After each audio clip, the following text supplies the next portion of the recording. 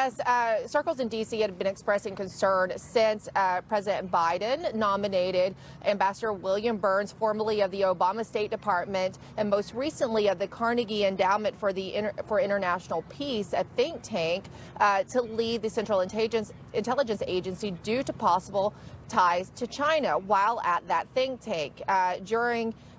Carnegie has received upwards of $2 million from Chinese Communist Party tied entities. This is something that the Daily Caller first reported on, but something that has been circulating here in D.C. as many have been making an appeal to members of the Senate on relevant committees to ask these questions of Burns and ask how that will affect his job performance as director of the CIA. So let's look at his time leading Carnegie and what happened during that. While he was president, Carnegie added to the board in 2016 a Chinese businessman named Zhang Yichen, who is part of a Chinese investment firm. According to his biography on that firm's website, he is also tied to two CCP-aligned groups. During that time that they announced his addition to the Carnegie, Burns wrote of his addition to the board, quote, "We are very fortunate to have Zhang Yichen on our board. I look forward to working with him to make Carnegie an even finer institution."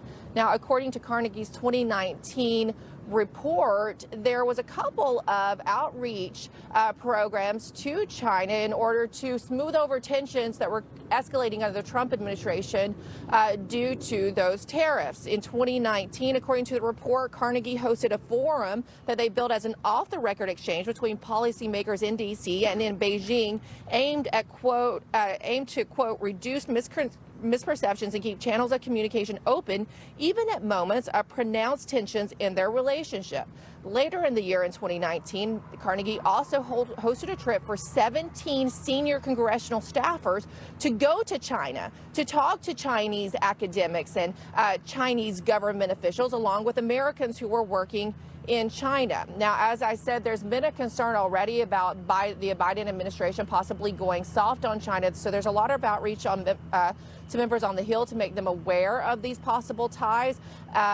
There's also questions, though, Sean and Emma, about a recent decision that also slid under the radar during this impeachment by the Biden administration to kill a proposal from the Trump administration on its way out that would have required universities and schools with foreign exchange programs to identify any connections, financial or otherwise, that they had to CCP-backed Confucius Institutes.